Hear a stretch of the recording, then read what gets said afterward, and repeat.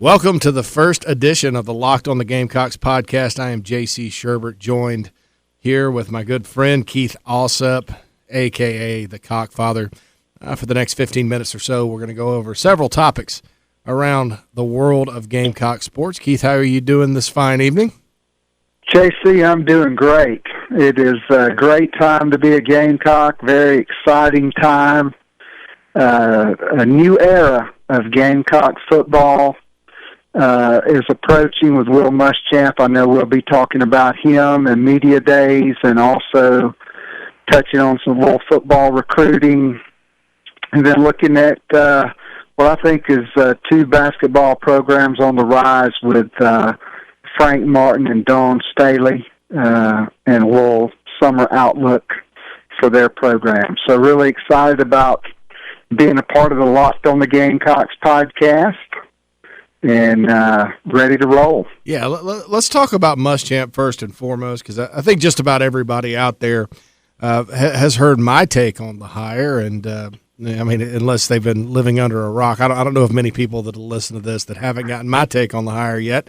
But let's get your take on it. You know, take us back to, December when all this was going down. I know you and I talked privately about it, and I know sort of what you're about to say, but, tell the people kind of your impressions of the Muschamp hire, and then take us through to the current date and what kind of job he's done so far. Well, JC, I'll do you one better. I'll take you back to December of 2014 when rumors were swirling that Steve Spurrier was going to hire Will Muschamp if he got fired at the University of Florida to come on board and be defensive coordinator. I thought that would have been an outstanding move by Spurrier, one that I think would have potentially prolonged his career as a head coach. Unfortunately, he chose not to go that route. And so Will Muschamp went to Auburn. Fast forward a year later, I think we all know, Coach Tanner had contacted Tom Herman. He'd contacted Kirby Smart. But, JC, my thought is that I think things played out well for the Gamecocks because South Carolina is getting in Will Muschamp, a guy that was tapped to be the head coach in waiting at the University of Texas. He was the head coach, hired to be the head coach of the University of Florida following two national championship run by Urban Meyer. I mean, this guy just did not forget how to coach football. He is a brilliant football mind. He's an outstanding football coach. I don't think anybody that listens to Will Muschamp can come away saying anything other than, man, that guy's really good. So I'm really excited about the hire. I think more importantly, JC, I'm really excited about the coaching staff that Will Muschamp was able to put together, which, again, is a credit to him as a head football coach. I think if you just took the 9 assistant coaches that are currently on staff at the University of South Carolina and you went around the rest of the SEC, you'd be hard-pressed just from an assistant coaching standpoint to find a pool of 9 other assistant coaches with the SEC pedigree, the recruiting success, and the ability to evaluate and develop players like Will Muschamp has put together at South Carolina. So I'm really excited about this hire. I think he is just what the doctor ordered, so to speak, for Gamecock football. I think he's completely changed the mindset within the program.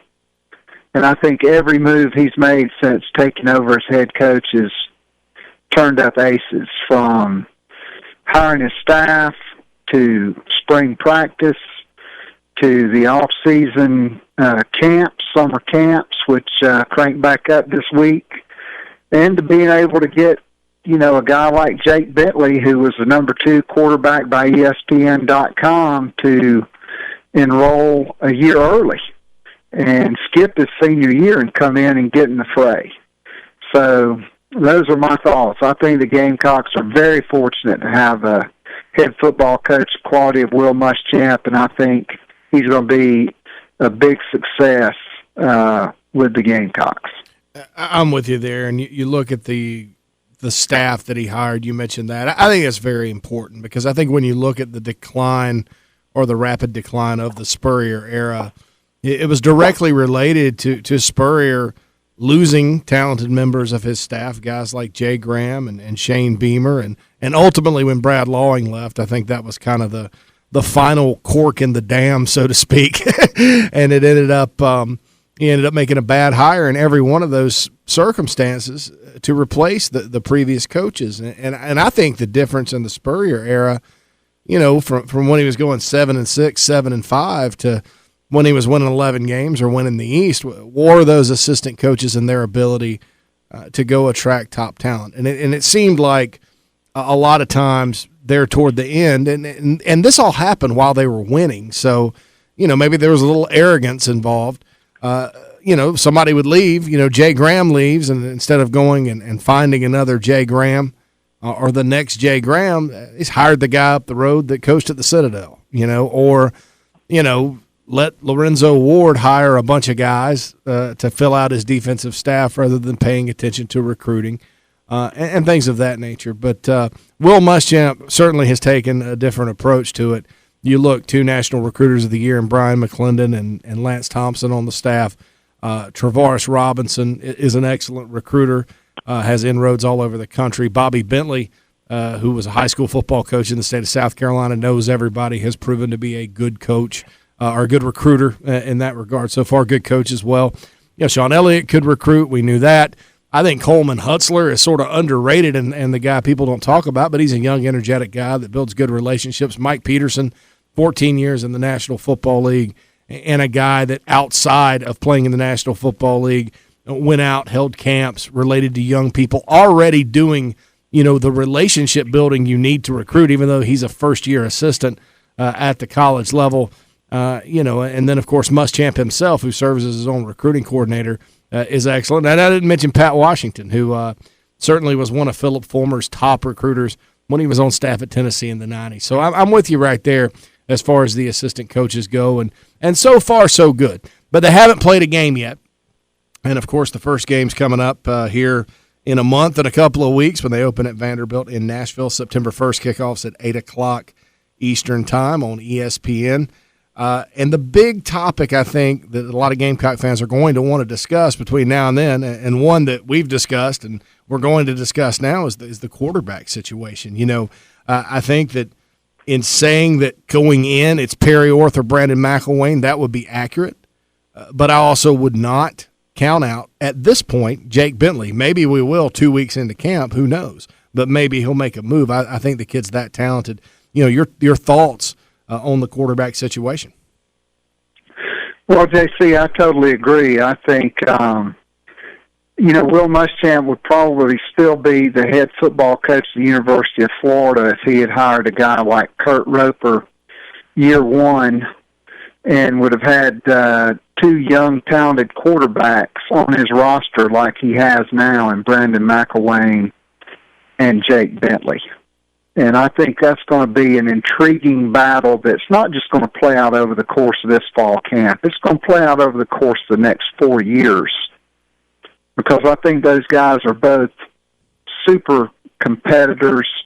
I think they're both very talented. I think, Perry Orth probably does not get the credit that he deserves for the job he did under difficult circumstances, to say the least, last season, with the head football coach leaving midway through the season, basically a revolving door at quarterback.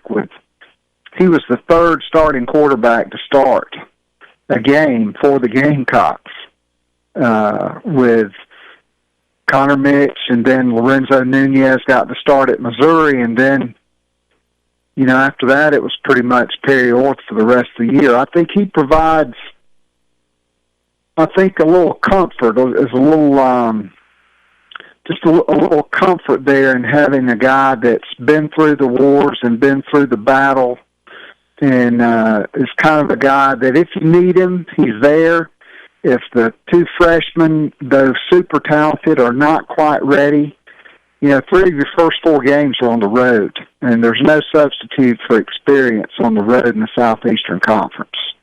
Road games in the Southeastern Conference tend to be very unforgiving.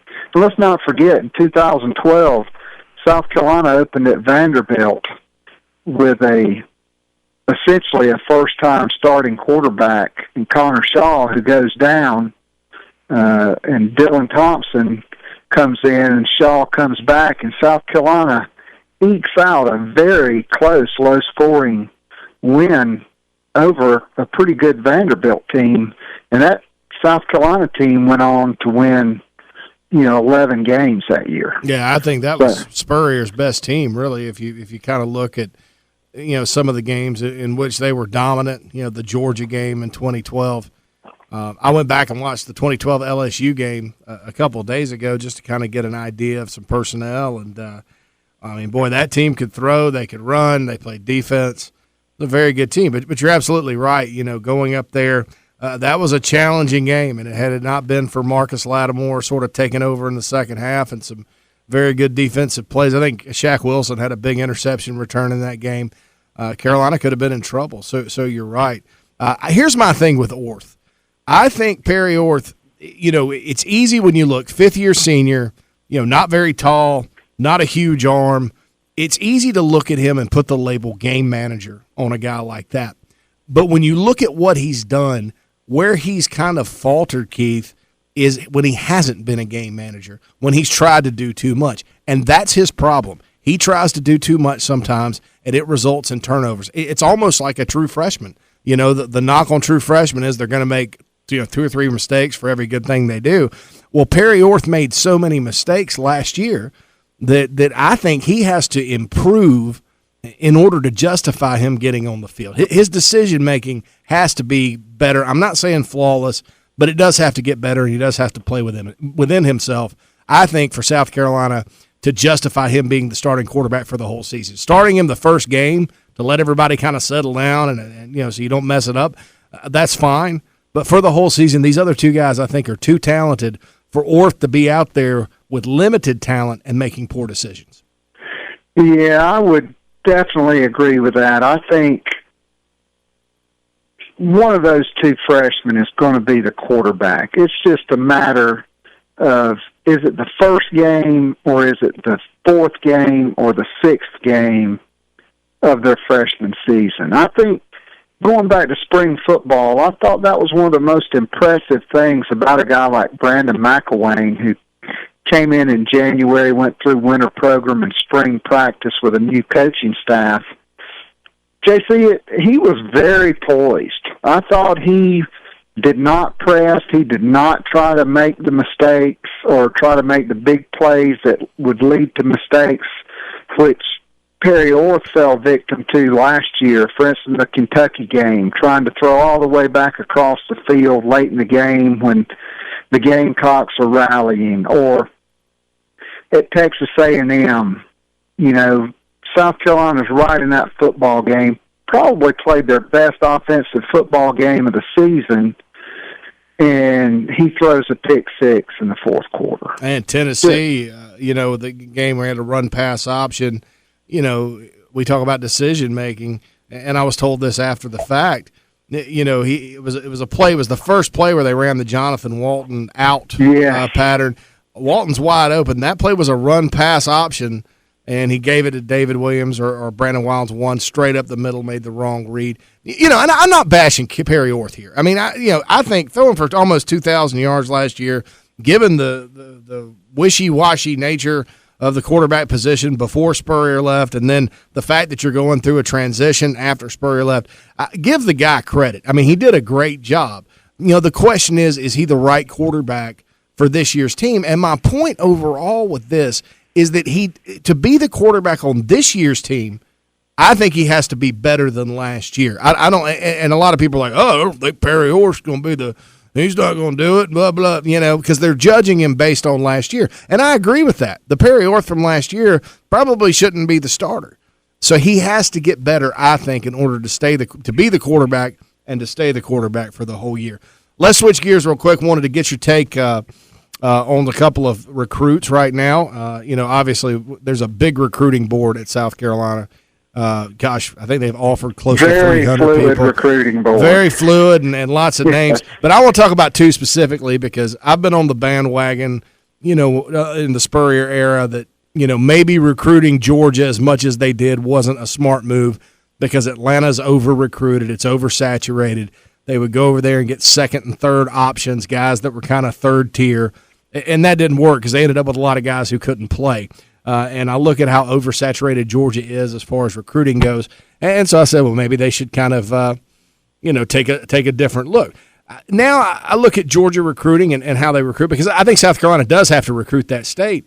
And you look at two guys in particular, not necessarily the guys that are committed, but two big targets in MJ Webb and Jameis Williams. And I think that those two guys could be tremendous gets for South Carolina.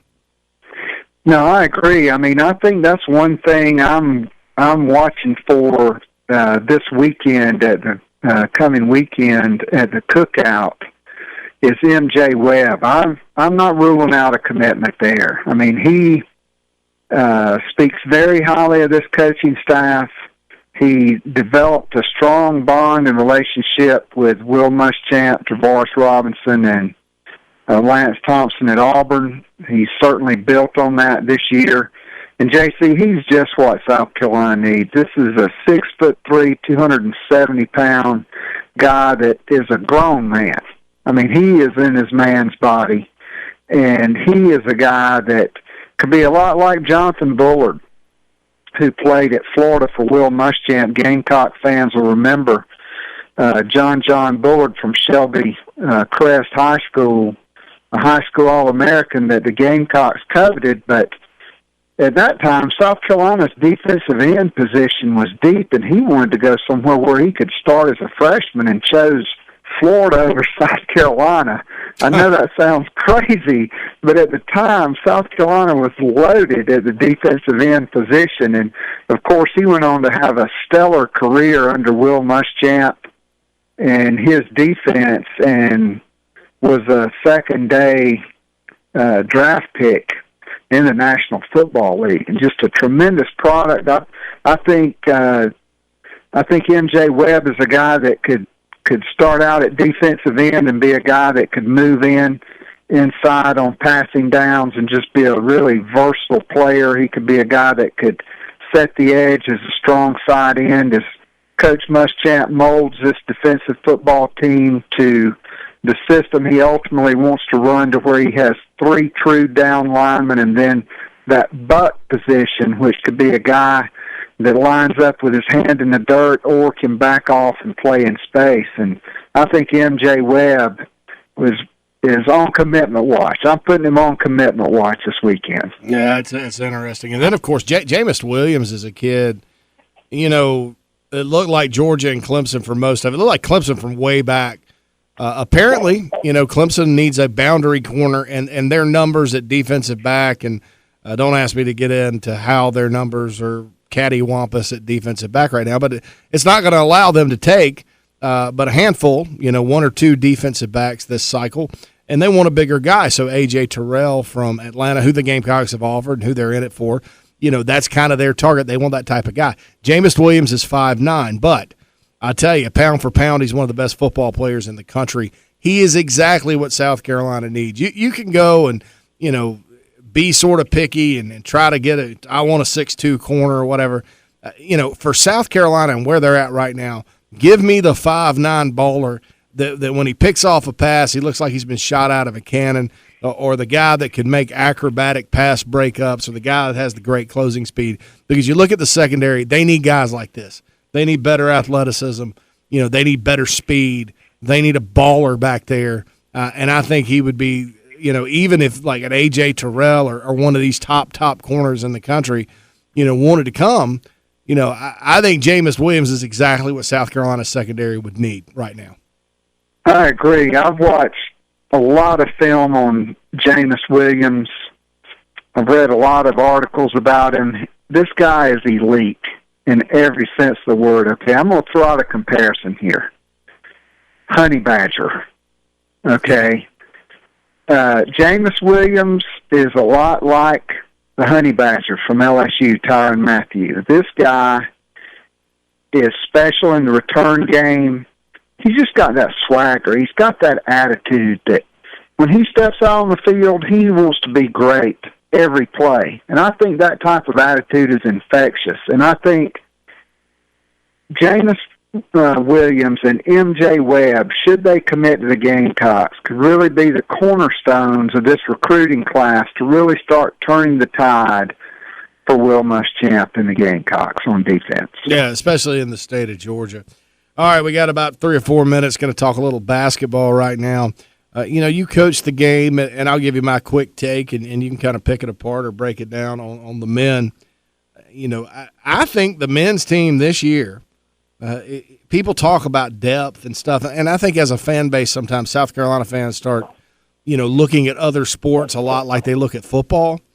I don't know that you need 11 or 12 guys, and you need to be that deep, to win basketball games in the SEC. I look at South Carolina. You have to think P.J. Dozier will be better. You have to think Chris Silva will be better. Dwayne Notice and Sindarius Thornwell as 2 seniors are going to be good. I don't know that South Carolina can win 25 games this year because the schedule is going to be much tougher, but I think they can make the NCAA tournament. That's my initial thought when assessing the roster. And the reason is, I think guys like Sidi Kita and the 7'1" guy they brought in and the other Estonian guy from Kansas that they brought in, and I'm not going to try to pronounce their names, those are guys that are athletic upgrades on Kaisenis and Chiktevicius from last year. And so my theory is they're going to be more athletic, even though they may not be as deep. What's your take? No, I totally agree. And I would say I think this team will be much more athletic. And I think if you're going to be young in college basketball, you'd rather be young in the front court and the back court. And South Carolina with Dozier, Notice, and Thornwell have 3 veteran players. Now, I'm going to say P.J. Dozier's a veteran because he survived 1 year of Frank Martin, okay? And Frank Martin is hard on freshmen. And P.J. Dozier, sorry. That's okay. He had, it was tough for him because he would make the freshman mistakes, and he didn't get to play through them. He got pulled out, and he committed early fouls, and he got pulled out. And when he went back in, I thought he was a little tentative as the year went on. I would have liked to see him be able to play through those freshman mistakes and go ahead and become a sophomore while he's a freshman, but he didn't do that. But I know the work ethic, I know the family, and I know the talent that P.J. Dozier has. Dozier, yeah, I messed up Chiktevicius earlier, so don't worry about it. So I'm just going to call him Dozier, and I'm just going to say I'm looking for big things from him because he's a guy that is an elite talent. And South Carolina is going to have a really good backcourt. They need Thornwell's knees to stay healthy. They need Notice to continue to build on the tremendous junior year he had. Justin Mackey's a guy that has made strides, and by all accounts from Summer League has really improved. And then Hassani Gravett, the junior college player that they've got coming in, he's going to be counted on because Stroman transferred out, and it looks like Frank Martin's only going to have 11 scholarship players this year because they had that situation at the end of the year with Eric Cobb, and some of those guys ended up transferring out, and we thought they were going to be at 12. But, JC, news coming down today per John Whittle from thebigspur.com that Rakeem Felder doesn't look good for him making it to campus right now. And that's a very talented freshman point guard that I think was going to come in and provide some depth. Yeah, they can figure that out maybe, though, after this year, even if he doesn't get in. I mean, a lot of times in basketball, enrollment is sort of a fluid thing, and maybe it gets delayed 1 year or two. But, yeah, 11 guys, so But I still, I still just don't. I don't see this as a super thin team. I think if there's some injuries, especially in the backcourt and maybe to some front court guys, that you could make that argument. I just something tells me they'll be better. Dawn Staley and her team, of course, a lot of transfers. 2 transfers, I think, become eligible this year. A lot of good returning players. Tiffany Mitchell leaves. Do you think it's Final Four or bust for her this season after the upset loss last year? That's 4 out of 5 seasons that they've made the Sweet 16 but not made the Final Four. Your take on that? I know you're very close to that program. Well, JC, I think, number one, Dawn Staley's established an elite program at South Carolina, so that's the expectation. I mean, it's like Alabama and Ohio State football. They expect to be in the college football playoff. Alabama expects to win the Southeastern Conference. And so I think Dawn Staley's team is poised to be a Final Four team because I think as far as the starting 5 is concerned, I think this will be her most talented starting 5 she's had since she's been the head coach at South Carolina. You had Alicia Gray, who was outstanding at the University of North Carolina, 40% three-point shooter, 6 foot tall, can play either guard position. You have, obviously the most dominant post players in the country in Elena Coates and Asia Wilson. You've got Bianca Cuevas, who's a McDonald's All-American point guard who really came into her own last year. And, JC, she's going to be pushed by a true freshman from Indianapolis, Indiana, who signed with Coach Staley in the spring that was a starting point guard on the USA basketball 18 and under team that just won the gold medal. And she was actually the leading scorer and started every game, Tasha Harris. Yeah, she's a good player. She's a 5'10" point guard that's elite.